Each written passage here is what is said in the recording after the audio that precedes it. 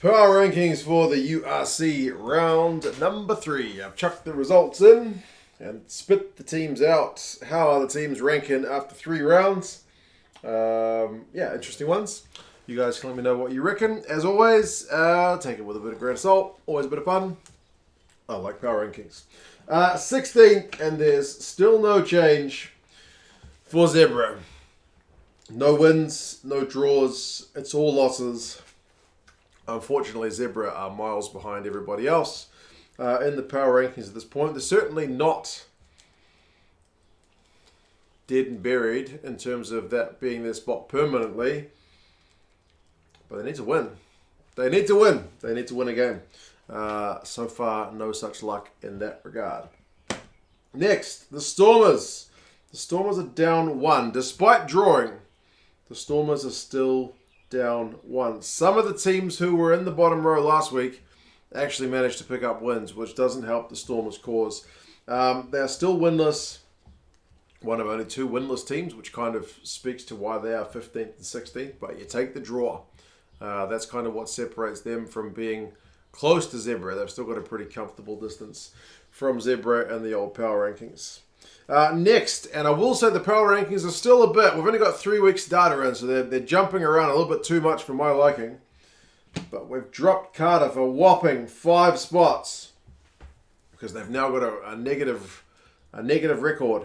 2 losses on the bounce. This most recent one at home to a team which hadn't had any wins yet. So it's a little bit uncomfortable for Cardiff, although there's not much between them, to be honest, and these guys.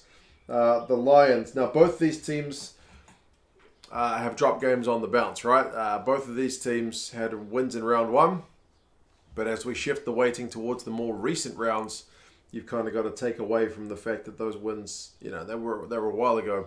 The good thing about the Lions' loss is it was away, unlike Cardiff's one, which was at home. And it was close. They didn't lose by a heck of a lot, did the Lions. So that is your bottom row. 2 South African teams, a Welsh team, and an Italian team. The next row we have, I've got my teams in the wrong order. Here we go. Scarlets are in 12th. Scarlets are down a whopping 4 spots as well. It was a big home loss, albeit to Munster, and I didn't take into account the team they played without being some of their big guns, but that's a big loss. What was it, like 43-13? That's a big loss. You can't be doing that, man. A strong team, yes. Big loss, also, yes. So that has not done Scarlets any favours. Connacht are down 5. They are in 11th. To be fair, I don't think many people... I'll have to have a look at the Subaru poll to see how many people picked it. I don't think many people saw Dragons going away to Galway and getting a win.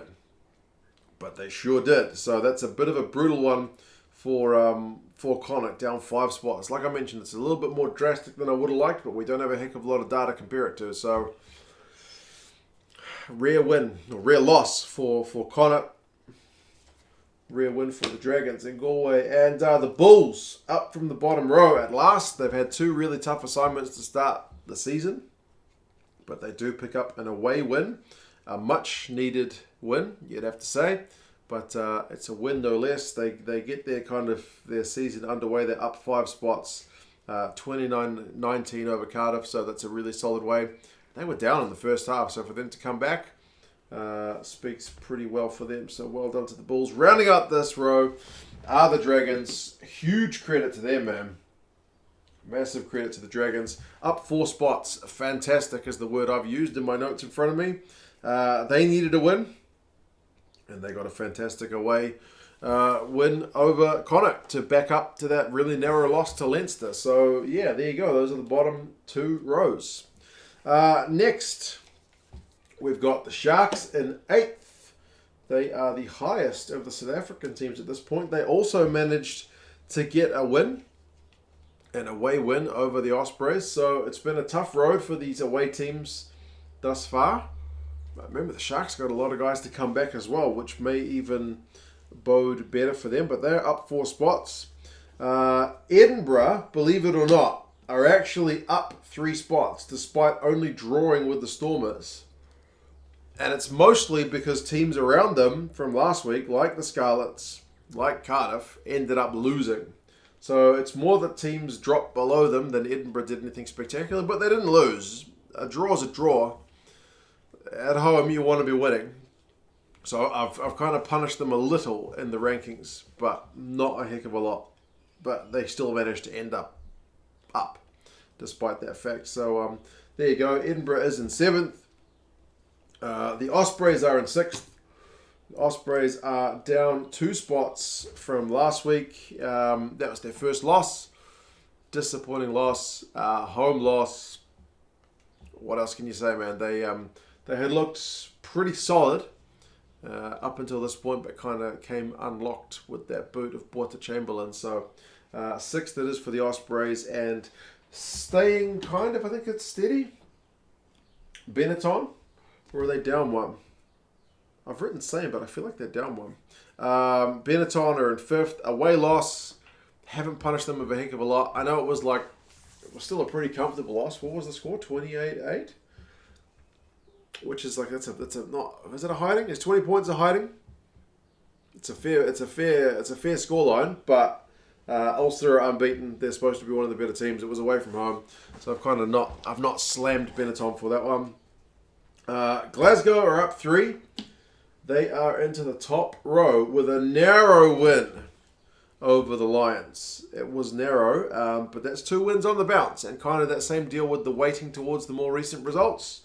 You certainly take that over the teams that won in round 1. Ulster are here. They are in 3rd. That is the same for them as last week. Big win against Benetton. Benetton were undefeated, so it was undefeated against undefeated.